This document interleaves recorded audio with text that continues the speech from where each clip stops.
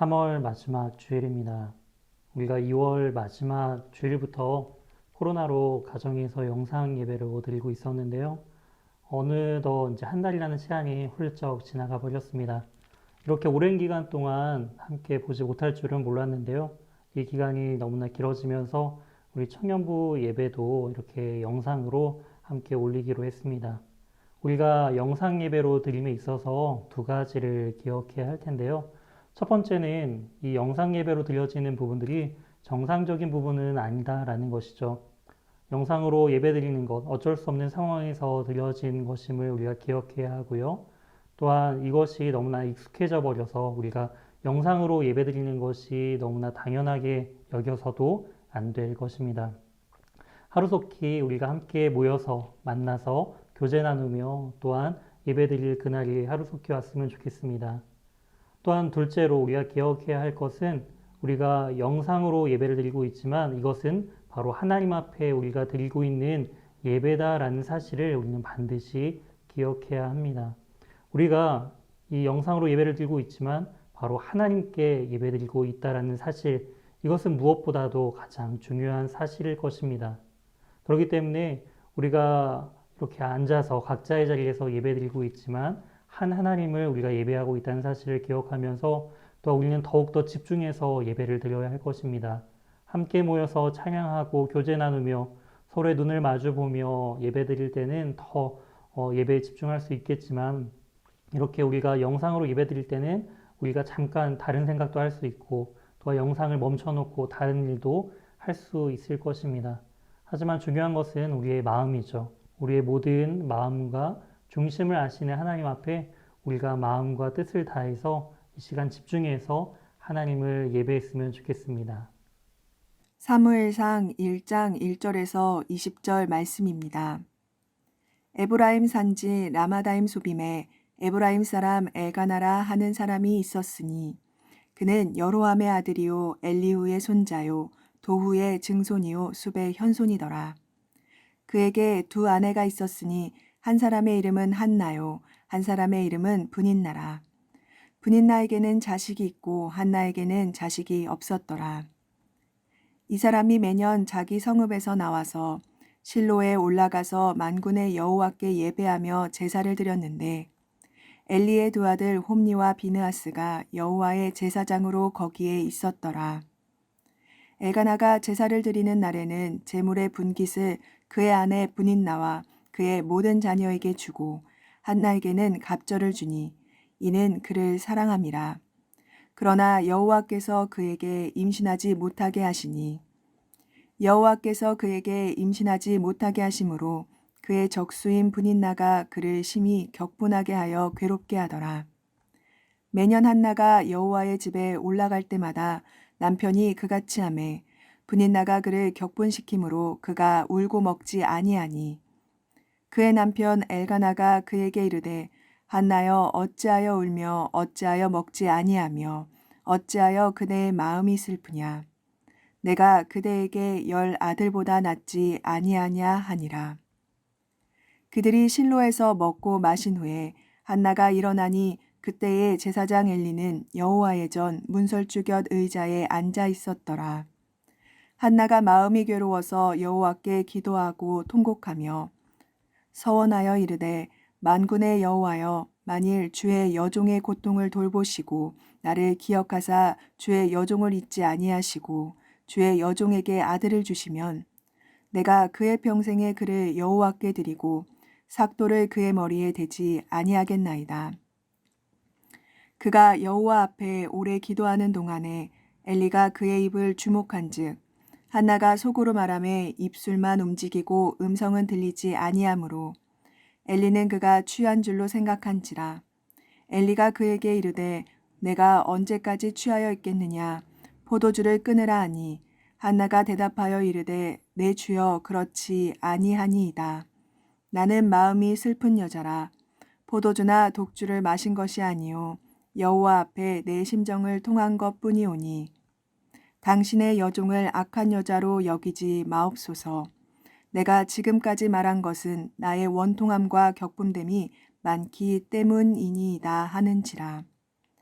엘리가 대답하여 이르되 평안히 가라. 이스라엘의 하나님이 내가 기도하여 구한 것을 허락하시기를 원하노라 하니 이르되 당신의 여종이 당신께 은혜 입기를 원하나이다 하고 가서 먹고 얼굴에 다시는 근심빛이 없더라. 그들이 아침에 일찍 일어나 여호와 앞에 경배하고 돌아가 라마의 자기 집에 이르니라. 엘가나가 그의 아내 한나와 동침함에 여호와께서 그를 생각하신지라. 한나가 임신하고 때가 이름에 아들을 낳아 사무엘이라 이름하였으니 이는 내가 여호와께 그를 구하였다 함이더라. 오늘 본문을 중심으로 한나의 기도라는 제목으로 하나님의 말씀 증거하도록 하겠습니다. 사무엘서는요, 배경이 바로 사사기와 연결되어 있음을 우리는 알 수가 있습니다. 아직 왕정 시대가 시작되기 전의 사건이 바로 이 사무엘서에 기록되어 있는데요. 어떻게 이제 왕이 이제 세워지는가에 대한 부분들이 또한 이 사무엘상에 나타나고 있다라는 것이죠. 우선 1절에는 이렇게 기록되어 있습니다. 에브라임 산지 라마다임 소빔에 에브라임 사람 엘가나라 하는 사람이 있었으니 바로 사무엘의 아버지죠. 이 엘가나에 대한 그 이야기를 할 때 특이하게도 이 엘가나의 선조 4명에 대한 이야기로 시작을 하고 있습니다. 이처럼 선조 4명의 이름을 들면서 그 조상들의 이름을 들면서 이 사람을 소개하는 경우가 성경 안에서도 매우 드문데요. 왜 이 성경 기자는 이 사무엘의 아버지 엘가나를 소개하면서 이 4명의 선조들의 이야기를 하면서 이 사무엘서를 기록했을까요? 그것은 바로 이 엘가나의 그 과거의 이력, 그 집안에 대한 강조를 두기 위함이죠. 이 집안이 얼마나 대단한 집안인지를 소개시켜 주면서 이 과거의 화려함을 이제 이야기하고 그 현재를 바라봄을 통해서 이 성경 기자는 하고 싶은 이야기가 있다라는 것입니다. 그 말은 무엇이냐면은 과거의 화려함은 이제 대비하면서 현재의 모습을 이제 2절에 말씀하고 있습니다. 2절입니다. 그에게 2 아내가 있었으니 한 사람의 이름은 한나요, 한 사람의 이름은 브닛나라. 이 엘가나에게 2명의 아내가 있다라고 이야기를 하고 있습니다. 그런데 이 엘가나, 화려한 집안의 그 엘가나, 이 지파조차도 굉장히 화려함을 알 수가 있는데요. 그 엘가나의 지파는 이제 역대상 6장을 보게 되면은 바로 레위 지파임을 이제 알 수가 있습니다. 레위 지파, 바로 하나님 앞에 예배드리고 제사의 일을 감당하는 이 레위 지파의 소속이었던 이 엘가나에게 2명의 아내가 있다. 이것은 상식적이지 못하죠. 하나님께서 이 레위인들의 특히 제사장들의 아내에 대한 언급을 특별하게 언급할 정도로 그들은 구별되었고 하나님 앞에 거룩하게 제사를 드리기 위해서 그렇게 세워진 지파인데 그들에게 2명의 아내가 있다라는 사실은 매우 충격적인 사실입니다. 하지만 이런 것조차도 자신의 소견에 오른 대로 행했던 그 사사시대의 배경 안에서 생각해 볼 때 얼마나 영적으로 타락한 그리고 무뎌진 시대 가운데 있는지를 우리는 알 수가 있는 것이죠. 그런데 왜 엘가나는 2명의 아내를 둔 것일까요? 이 첫 번째 이름의 순서가 중요한데요. 첫 번째 한나의 이름이 이제 언급되고 있습니다. 즉, 이 엘가나는 한나와 우선 결혼했다라는 것을 알 수가 있습니다. 그런데 왜 브닛나라 하는 첩을 둔 것일까요? 그것은 한나에게 자녀가 없었기 때문이죠. 자녀가 없음을 통해서 분명히 이 브닛나라라는 사람과 이제 결혼을 함을 통해서 이 엘가나는 자신의 후손을 갖게 되었다라는 것입니다. 즉 과거에 화려함은 있었지만 한나를 통해서는 미래가 없음을 통해서 이 브닛나라라는 첩을 통해서 자녀를 가졌음을 우리는 알 수가 있습니다. 즉 한나를 통해서는 미래를 꿈꿀 수 없는 이 암흑한 현실, 그것이 바로 화려했던 과거의 그 엘가나의 지방과 대조적으로 나타나고 있음을 우리는 말씀을 통해 알 수가 있습니다. 그러면서 또한 바로 이어서 브닛나에게는 자식이 있고 한나에게는 자식이 없었더라. 이름의 순서가 바뀝니다. 한나의 이름이 먼저 기록되어 있지만 이제 뒷부분에 있어서는 2절 뒷부분에 있어서는 분인나의 이름이 먼저 한나보다 언급되고 있음을 알 수가 있습니다. 즉 영향력이 이제 바뀌었다라는 것이죠. 한나보다 더 드러날 수 없었던 이 분인나는 무엇을 통해서 이 한나보다 더 영향력을 드러낼 수 있을까요? 그것은 바로 자녀였습니다. 이 자녀의 있고 없고를 통해서 자녀가 없는 이 한나는 이제 더 이상 분인나보다 더 권위 있는 자로서 세워지지 못함을 우리는 이 말씀을 통해 알 수가 있는 것이죠. 이제 이 가정이 매년 자기 성읍에서 나와서 실로에 올라가 거기에 있는 바로 여호와께 제사를 드리러 실로에 가는 것을 볼 수가 있습니다. 이 실로에 바로 여호와의 성막이 이 실로에 있었다라는 사실을 알 수가 있는 것이죠. 실로에 있는 여호와께 제사 드리기 위해서 예배 드리기 위해서 매년 이들은 바로 하나님 앞에 나아가고 있는 그 거룩한 가정이었다라는 것을 우리는 이 말씀을 통해 알 수가 있습니다. 그랬을 때 여기에서도 엘리의 두 아들에 대한 이름이 갑자기 언급을 합니다. 엘리는 바로 당시의 대제사장이었죠. 이 두 아들 홈니와 비느하스라는 이 여호와의 제사장이 또한 거기 있었다라는 사실을 또한 3절에서 언급을 하고 있습니다. 왜 이런 부분들을 갑자기 언급을 하는 것일까요? 성경에서는 이 2절과 3절을 통해서 이 성경 기자는 우리에게 하고자 하는 메시지가 숨겨져 있음을 우리는 알 수가 있습니다. 바로 분인나에게는 자녀가 있고 한나에게는 자녀가 없음을 통해서 바로 이 엘리의 두 아들 홈니와 비느하스는 이 두 아들 이 제사장은 거기에 있는데 바로 이제 없음에 대한 대조가 나타나야 되는데 그 부분이 지금 빠져 있다라는 것이죠. 과연 무엇이 없을까요? 그 부분을 이제 이 오늘 본문을 중심을 통해서 우리가 한번 결론적으로 또한 살펴보도록 하겠습니다.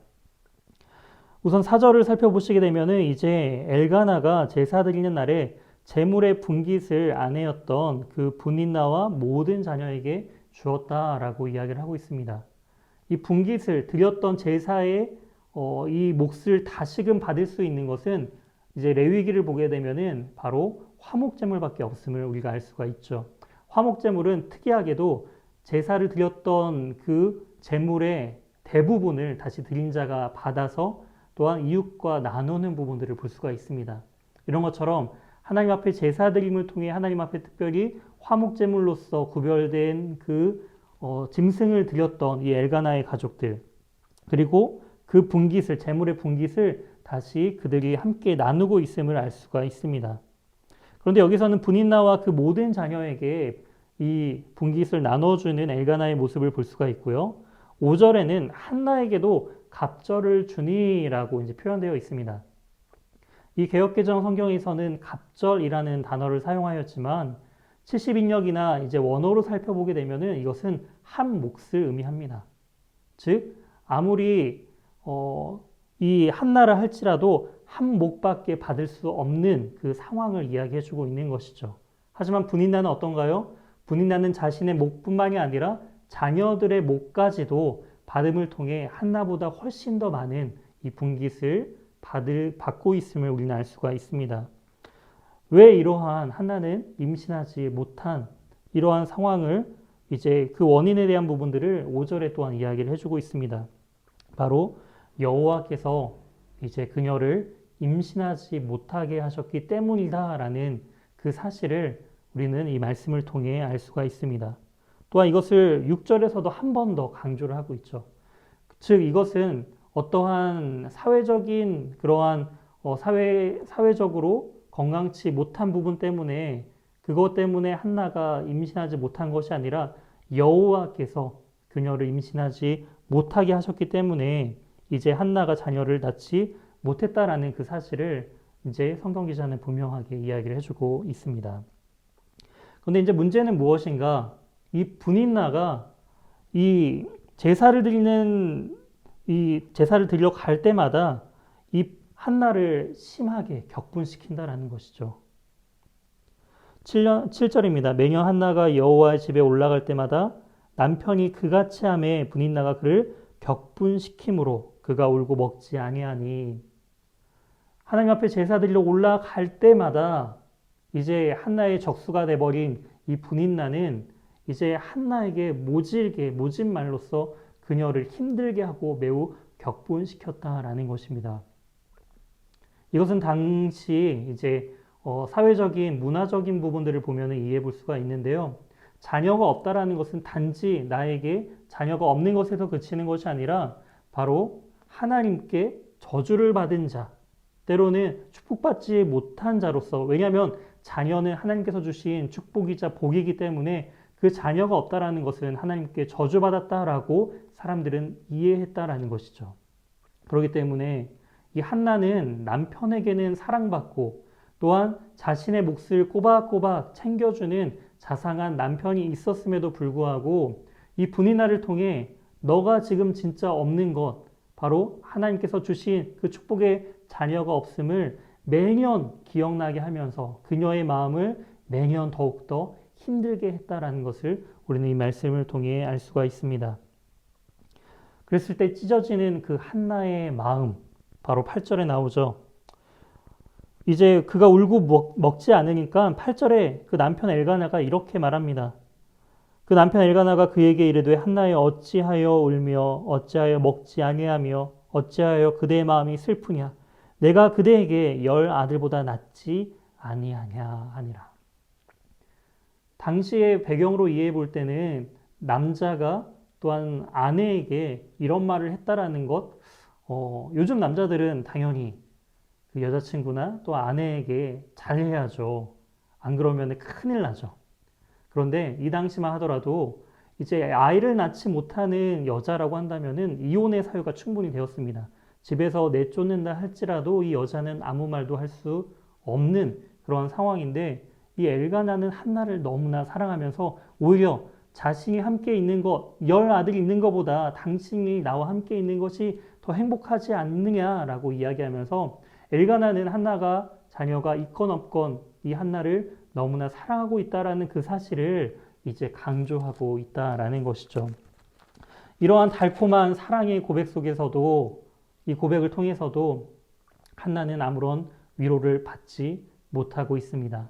그 마음 가운데 해결되지 못하는 남편의 사랑으로서도 도저히 해결되지 않는 이러한 현실의 문제, 자신의 미래가 보이지 않는 그러한 문제 속에서 이 한나는 이제 간절하게 기도하는 것을 우리는 볼 수가 있습니다.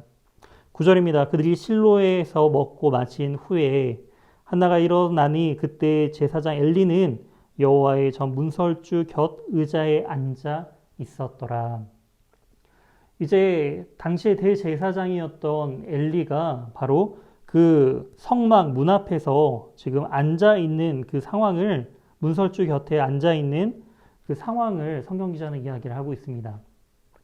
근데 여기에서 이 앉아 있다라는 표현 안에는 많은 것들이 담겨져 있습니다. 그것은 무엇이냐면은 제사장은 바로 백성들이 가져온 잡아온 그 제물을 하나님 앞에 번제로서 드려지는, 또한 그 피와 기름을 또한 성막 주위에 이제 뿌려야 하는 역할들을 하기 때문에 이 제사장은 앉아 있는 그 이미지가 아니라 서 있어야 하는 이미지인 것입니다. 그런데 지금 엘리는 앉아 있다라는 것이죠. 그가 거의 재판장으로서 그 일을 감당하는 것처럼 그의 권위가 높아진 것처럼 보여지는 이 말을 통해 역으로 제사장으로서의 일을 온전히 감당치 못하는 그 엘리의 모습을 또한 비유적으로 표현하고 있다는 것이죠. 한나는 마음이 너무 괴롭습니다. 그리고 하나님 앞에 울부짖으며 기도하고 있습니다. 11절. 그런데 이러한 기도를 하죠. 서원하여 이르되 만군의 여호와여 만일 주의 여종의 고통을 돌아보시고 나를 기억하사 주의 여종을 잊지 아니하시고 주의 여종에게 아들을 주시면 내가 그의 평생에 그를 여호와께 드리고 삭도를 그의 머리에 대지 아니하겠나이다. 그 간절한 기도 가운데 이러한 서원을 했다라는 것이죠. 그랬을 때 12절에 그 여호와 앞에 오랫동안 기도하면서 간절히 기도하는 그 모습 가운데 엘리는 무엇을 주목하느냐? 바로 이 한나의 입에 지금 주목하고 있음을 알 수가 있습니다. 한나의 입을 주목해 보니까 아무런 소리는 나오지 않는데 그저 무엇인가 간절히 입술로만 웅얼웅얼거리고 있는 그녀의 모습을 보면서 이제 이 엘리는 이 한나가 술에 취한 것으로 오해를 합니다. 영적으로 하나님의 그 사명을 제대로 감당하지 못하는 이 엘리의 영적인 그 무지함을 또한 나타내고 있다는 것이죠. 그 마음의 슬픔을 통해서 소리조차 제대로 나오지 못하는 그 울부짖는 그 간절한 그 중심과 그 눈의 눈물은 보지 못하고 입술만 바라보면서 아무런 소리가 나지 않는 그 모습 가운데 술에 취한 것이 아니냐라는 그러한 절망적인 그 소리를 듣게 되는 한나의 심정, 너무나 무너져 내리고 말았을 것입니다. 이처럼 우리는 겉으로 드러난 모습만을 보는 것이 아니라 바로 우리의 중심까지도 아시고 바라보시는 그 하나님께 우리는 온전히 기도함으로써 나아가야 된다는 것이죠. 사람은 우리의 중심을 알 수가 없습니다. 우리의 마음, 우리를 또한 사람의 말로는 우리의 모든 상황들이 위로받지는 못한다라는 것이죠. 오직 주님께 나아갈 때, 주님께서 그 마음을 위로해 주실 때, 주님께서 그것을 기억해 주실 때 진정으로 우리의 마음과 우리의 그 모든 문제가 해결됨을 우리는 이 말씀을 통해 알 수가 있습니다. 이처럼 미래가 보이지 않는 삶의 현실 속에서 한나는 무엇을 했나요? 바로 하나님 앞에 간절함으로 기도했습니다. 한나의 기도의 특징을 보시게 되면은 12절에 나와 있는 것처럼 한나는 오랫동안 기도했습니다. 단지 시간적으로 오래 기도하려고 한 것이 아니라 그 간절함 때문에 기도하다 보니까 시간이 점점 길어졌다라는 것이죠. 이처럼 길게 하느냐 짧게 하느냐가 중요한 것이 아니라 우리는 하나님 앞에 간절함으로 정말 하나님 앞에 그 중심을 다한 기도로 우리가 나아가야 된다는 것입니다. 두 번째 한나의 그 기도의 특징은 무엇인가요? 바로 심정을 통한 기도였습니다. 15절입니다. 한나가 대답하여 이르되 내 주여 그렇지 아니하나이다. 나는 마음이 슬픈 여자라. 포도주나 독주를 마신 것이 아니요 여호와 앞에 내 심정을 통한 것뿐이오니. 그렇습니다. 우리의 마음을 아시는 그 하나님 앞에 우리의 중심과 그 상황과 그 마음을 온전히 쏟아붓는 것, 그것이 바로 하나님께 온전히 드려지는 기도다라는 것이죠. 세 번째 한나의 기도의 특징은 무엇인가요? 바로 삶의 변화가 있는 기도입니다. 이제 오해했던 그 엘리가 이제 자신의 오해함을 이제 깨닫고 하나님 앞에 그 하나님의 평안을 이제 이 한나에게 선포를 합니다. 그리고 그 평안의 말을 듣게 된 이 한나의 모습 18절에 이렇게 기록되어 있습니다. 이르되 당신의 여종이 당신께 은혜 입기를 원하나이다 하고 가서 먹고 얼굴에 다시는 근심빛이 없었더라. 아멘. 우리가 하나님 앞에 열심히 기도하고 나서 되돌아서서 다시 그 문제 앞에 근심하고 걱정하는 것, 그것은 과연 온전한 기도일까요? 한나는 하나님 앞에 그 중심을 통한 기도를 간절히 부르짖습니다. 그리고 이 하나님의 사람을 통해 이제 평안의 그 메시지를 듣고 나서 이 한나는 더 이상 근심하고 음식을 계속 먹지 않는 것이 아니라 이제 다시금 음식을 먹고 또한 다시는 그 얼굴빛에 근심빛이 없어지는 진정으로 그 말씀을 믿고 의지했다라는 것이죠. 사랑하는 청년 여러분, 우리의 기도도 이래야 할 것입니다.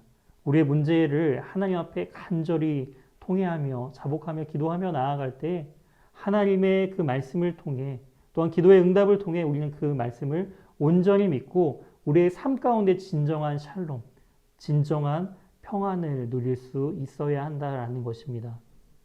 여전히 근심 가운데 머물러 있는 것, 그것은 참된 기도, 참된 믿음이 아니다라는 것이죠.